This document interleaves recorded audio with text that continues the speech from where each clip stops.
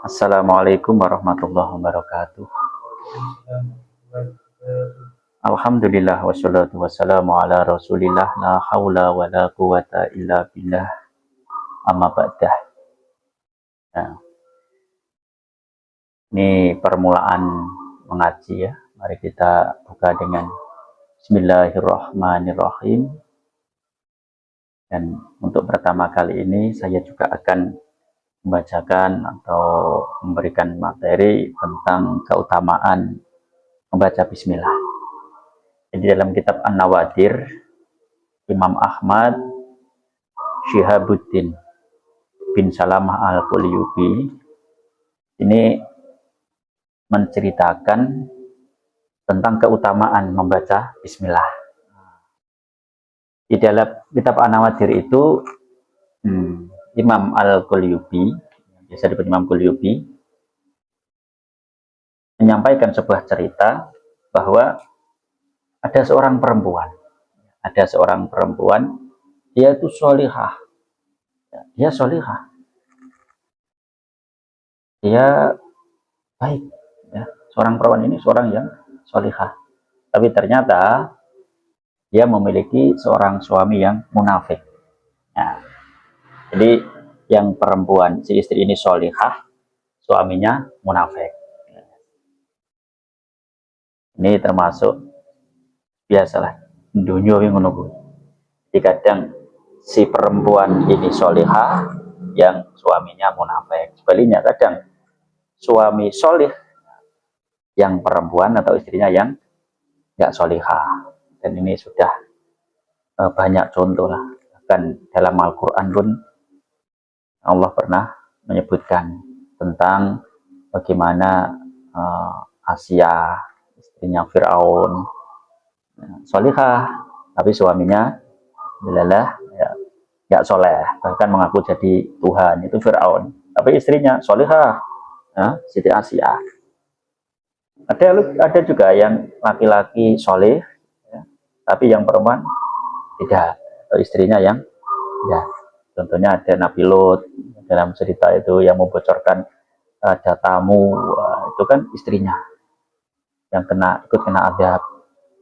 Ada istrinya Nabi Nuh, ya, yang akhirnya juga murtad, ya, yaitu ibunya Kan'an itu.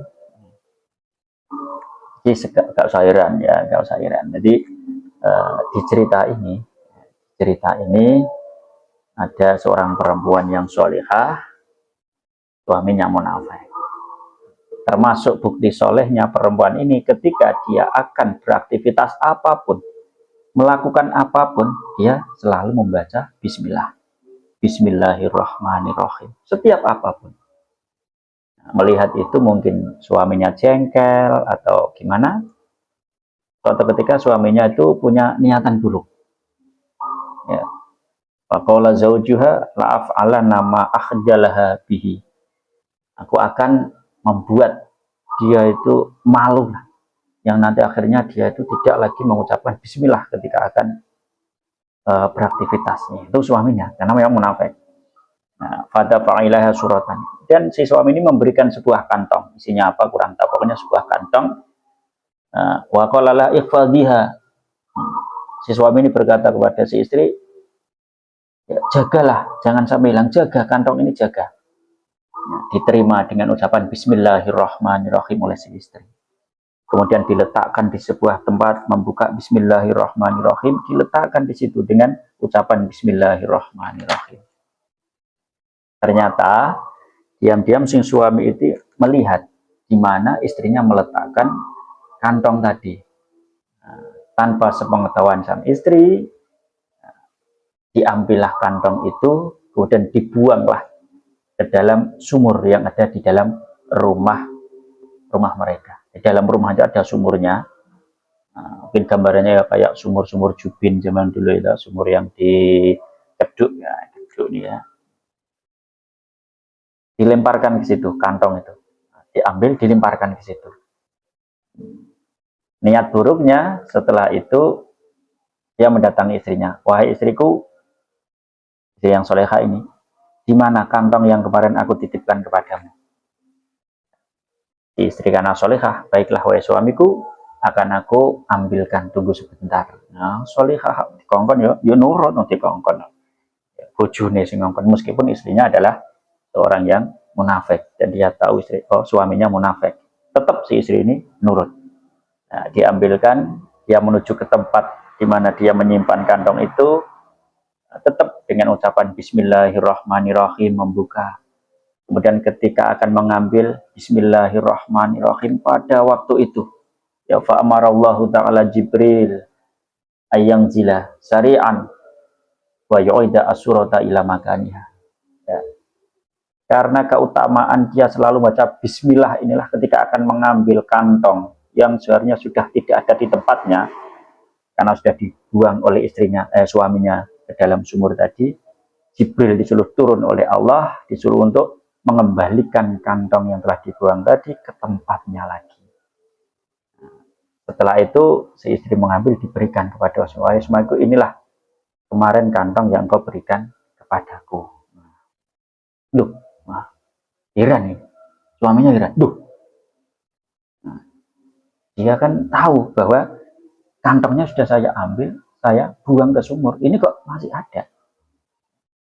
Nah inilah barokah Bismillahirrahmanirrahim. Akhirnya si suami ini sadar dan dia bertobat kepada Allah Subhanahu wa taala. Dia menjadi suami yang soleh. Pelajarannya yang bisa kita ambil dari cerita ini adalah, marilah kita selalu berusaha, setiap akan melakukan aktivitas, kita awali dengan ucapan Bismillahirrahmanirrahim. Karena dengan itu kita nanti berharap ada keberkahan dari aktivitas yang kita lakukan, yang kita mulai dengan membaca atau menyebut dengan namanya Allah Subhanahu wa taala. Yang kedua, terkadang Allah itu memberikan sebuah cobaan di kehidupan dunia ini. Ada yang perempuan solihah, suaminya munafik. Ada yang suaminya solih, baik, ya, taat, tapi istrinya yang tidak solihah. Itu bagaimana? Ya sabar.